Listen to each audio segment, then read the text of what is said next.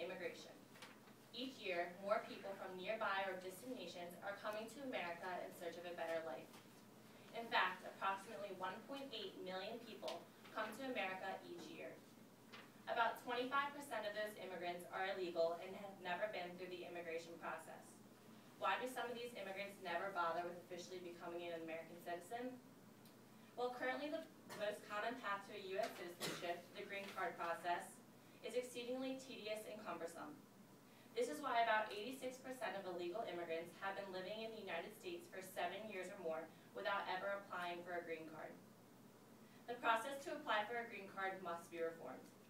Costs such as the necessary $6,000 to apply for an immigration lawyer to help with the paperwork is exceedingly rising. In total, costs may add up to $15,000. In addition, the amount of time that one has to wait in order to apply for a green card contributes to the worrisome process. An immigrant must have a sponsor who will guarantee financial support until the immigrant is a citizen, must have a profession that has a real demand in the nation, and must be from a country whose yearly quota has not been met. Even after meeting all three conditions, the immigrant must then wait 18 months from the day he applies for a green card. During the extensive waiting period, it is very difficult to receive any information on the status of the application. In some cities such as Dallas, a typical immigration lawyer may not even glance at the applicant's file until the 2-year waiting period is over. Worries of getting deported at any time, not being able to pass the standards to be a permanent resident, and the stress of paperwork all contribute to the overly tiresome process of obtaining a green card. Further down the road, a green card holder must apply for the naturalization process in order to become an official U.S. citizen. This process must be reformed as well. Currently, an immigrant must be at least 18 years or older, hold a green card for 5 years, and have continuous residence in the nation, along with many other requirements. During the procedure, immigrants will pay up to thousands of dollars to have an immigration lawyer, along with several other expensive fees. The two processes combined are simply too daunting. On behalf of the Peace Party, I would like to reform all of this. As a first step in reforming the legal immigration process, I would like to propose the Peaceful Entrance to America and Collective Engagement Act, or simply put, the PEACE Act.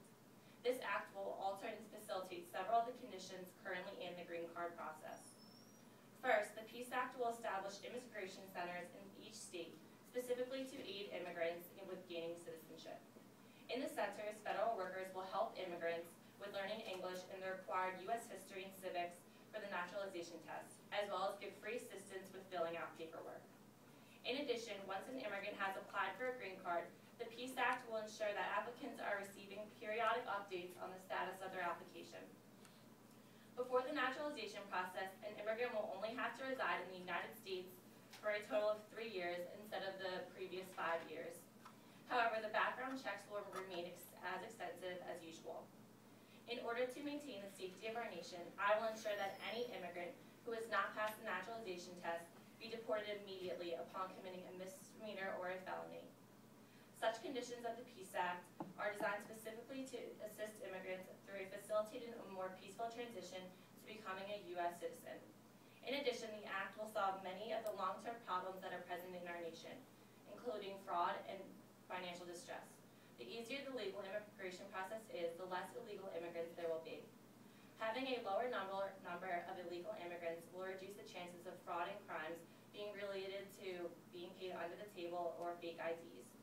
The economy of our nation will also be greatly assisted by the Act. As stated by the Center for American Progress, a total of $1.5 trillion will be added to the U.S. cumulative GDP over 10 years if a comprehensive immigration reform plan is enacted.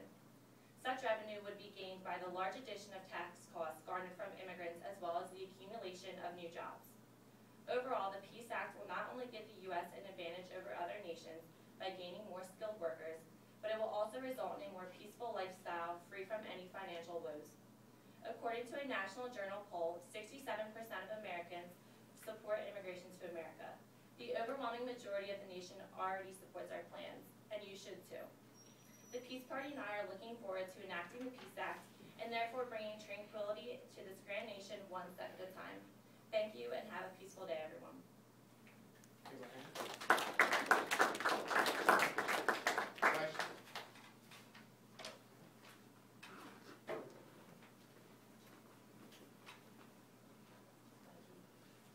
plan to address the border issues that allow illegal immigrants to enter the country, specifically in border states such as New Mexico and Arizona? Well, I think that our federal government needs to take a step and address the border issues by putting up more like security across these borders, and we will see how much security we need across these borders depending on how the illegal immigration process is fixed from enacting this act. Where does the money come from to fund these immigration centers? Well, we have a plan that since Congress is always asking for the government's spending so much money on these on these unnecessary bills. So like for how the government is spending money on researching food for Mars, we can take money for that and do border control.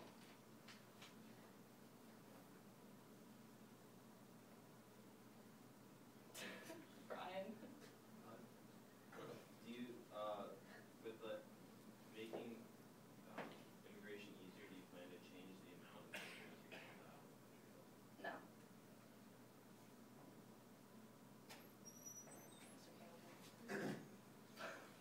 Okay, you mentioned yearly quotas. Do you think yearly quotas for certain countries, do you think that should even be an option? If we're getting people that come from Russia that are really high qualified, do you think at like number 1,500 that we should stop letting them come in?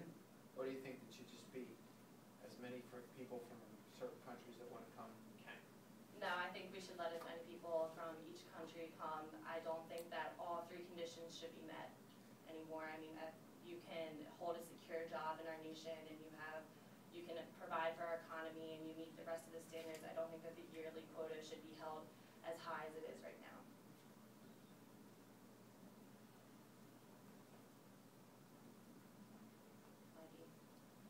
Can you elaborate on the deportation process for immigrants who commit misdemeanors and felonies? Well, I believe that if an immigrant who has applied for a green card has committed a misdemeanor or a felony, I feel that they should be deported immediately because they are not proving that they are of a high moral character, which is the people we want in this country. So I feel that they should be deported. Okay.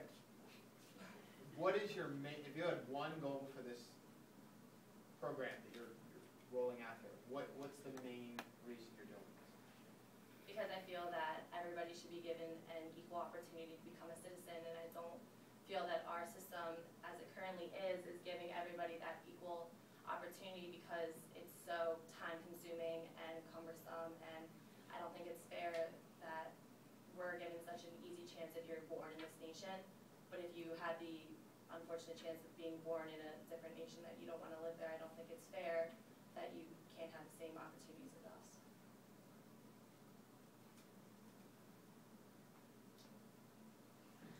Mr. Campbell? Sorry, when people don't ask questions, I ask them. So you're going to lower the fees for these people that want to come here. Do you think that's going to create people trying to apply that we may not want here? If it does, then I'll deport them.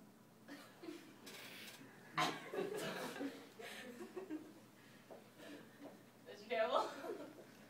If they're law-abiding citizens and they don't have any misdemeanors or crimes, you're still going to deport them? Well, no. The more the merrier. Mr. Campbell? So are you going to deport them or are you not? Can you ask your first question again? Okay. So if you lower these fees, Yes. right, that would give more people that you may not consider the greatest people coming into your country because it costs less. Do you think that's going to allow more people who we may not want here to come here? I don't think so. I don't think that's going to encourage people to come here more because they still have to live here for 3 years before they go through the naturalization process. So I don't feel like lowering the fees will give that much of an incentive for people who are bad to come here. Mikey? illegal immigrants make up a large proportion of the unskilled labor force. What do you plan to do with the illegal immigrants who have been living in the U.S. for a large amount of time? Well, And if they their haven't lived naturalization process. Well, what? And the naturalization process for these illegal immigrants who have been living in the U.S. for Well, if they've been living in the United States for more than, say, 5 years, I will deport them. even without a green card and if they're law-abiding citizens. Without a green card, and if they're law-abiding citizens, they're obviously not abiding by our laws, which require you to become a legal immigrant, so. What if these are children who were brought here by their parents when, Then they I were, will- when they were babies? Well, I plan to enact some of the, some portion of the DREAM Act, and that will help with that problem. Any other question? Brian, So if immigrants, if there's still immigrants that don't abide by your new laws, what do you think? I will most likely deport them. You can't have a conversation with me, I'm sorry. Should've. He can raise his hand. If immigrant commits a misdemeanor or felony and escapes to another country, would you still go after them or just leave them? I think that I would leave them, because they're not in my borders anymore, and I don't have the authority to do that. One more question. Mikey? So if an immigrant was a massive, say, drug cartel and was committing these extreme felonies and they escaped over the border to Mexico, you wouldn't pursue or We take would any have, action like- against them? We would have big wanted posters around the country, so if they enter the country again,